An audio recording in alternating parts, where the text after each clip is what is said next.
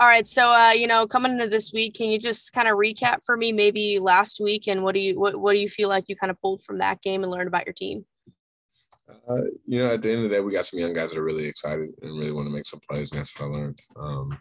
Youth-wise, our young guys are really progressing. They're getting better. So it's just a matter of being consistent, being able to make sure that we can play a full game. But our young guys who kind of didn't know question marks coming into the season, we're playing quite a few sophomores. But those young guys are playmakers for us, and they're going to be good.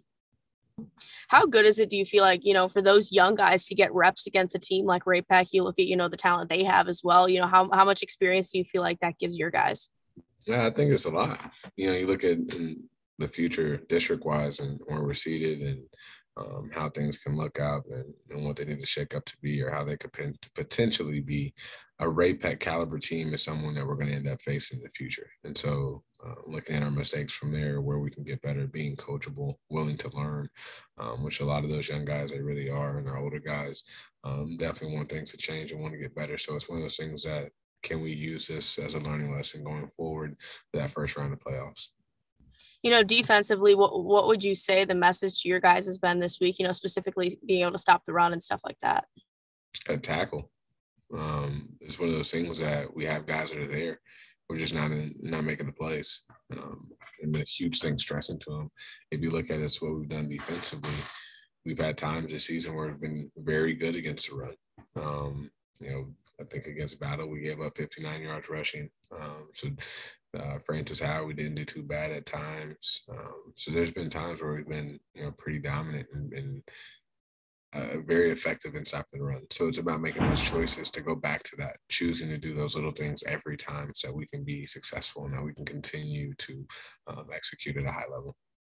When you look at the Providence Bowl, I feel like this is one that teams always look forward to. I know when I've spoken to you in the past, it's definitely a rivalry you've looked forward to. What excites you about this game? Just the history behind it. When you look at Columbia, you look at the high school scene, how things kind of shaped out. Yes, with the addition of Battle, of course, it kind of throws things off a little bit, and it kind of makes people be loyal to different schools. But if you're above a certain age, these are the schools that you grew up playing. These are the two schools that you grew up seeing, and so there's a lot of fond memories for a certain age group. And I think just looking back, just being fortunate to continue to be a part of it, just fun. It's always exciting. This isn't really a game you have to say much to your guys to get a man for, is it? No, not at all. Not at all. Show up and roll out a ball. Let's go. When you look at this Rockbridge team, what's something that sticks out to you this year? Obviously, always strong at the quarterback position, but what's something that maybe you've noticed this year? They're young just like we are. But the one thing they got some playmakers. They have some guys that are really stepping up. They have some young guys that Jamboree wise, just like us, were question marks, things that you had no idea. And now all of a sudden they're strong points and they look really, really well. I was just, earlier as I was late with you, but talking to Tex Little and just letting him know that the one kid that stands out a lot is the Peyton Messer kid. When you look at all the adversity that him and his family are going through, and for him to continue to come out every Friday and put on a show, it's just a tribute to the culture that they're building, the culture of their program, and really stands out to who that kid is and his ability to make plays. I think they have a roster filled with kids similar to that have been able to battle a tremendous amount of adversity, put things in perspective, and every Friday show up and put a good product in the field. And so it'll be a good game this Friday. I know that they'll be ready to go. They'll have a lot of guys excited and juiced. And so just making sure that our boys can match that energy. Do you feel like that makes this game, it's interesting every year, but it's a tad more interesting with two young teams really fighting? Obviously you guys both ups and downs with both teams, throughout the season. Do you feel like that makes, a tiny more layer to this? Of course. I think some of the teams in the past, when you look at when they had, the Will Norris, Emmanuel brothers, those type of teams, and Daniel Peets, they almost look so daunting. So tough that it's like, oh my gosh, like how are we going to do this? But when you look at a team that is filled with a lot of young dudes, just like we are, it almost kind of gives confidence. And just like you said, it's who's hungry, who wants it more, who's going to come out and be able to execute and make the plays when you need to. Because the same things that have cost us ball games have cost them ball games. So again, who can capitalize and who's ready to compete.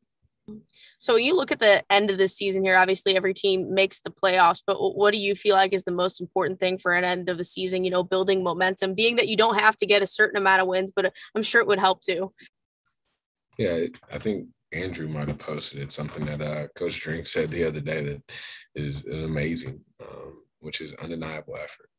You know, and that's what I'm looking for. And I told my boys it's nuts to think about what a lot of kids in Columbia grow up aspiring to be. And to grow up and to be a Tiger, to play on Saturdays and to be out there. That coach is looking for the exact same things that majority of coaches are looking for on Friday. Players who want to play with an undeniable effort. That no matter what, they want to get to the football. They want to be great. They want to make plays. And there's not obstacles that you can put in front of them that are going to stop them from doing that. And so just relayed that message, shared that tweet with those guys. Yesterday's practice was great. So it's one of those things that we can continue to do. But again, the strength said it best, undeniable effort. Finding 11 guys on both sides of the football that can do that.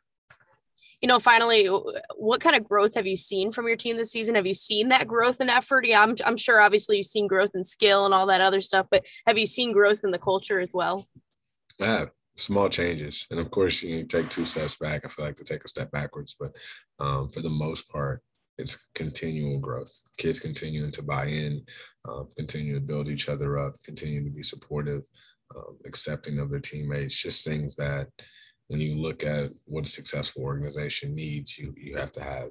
Of course, we're still lacking in some areas that we're trying to improve on, but kids' willingness to buy into those things are definitely improving and definitely changing, and just the mindset of kids are improving.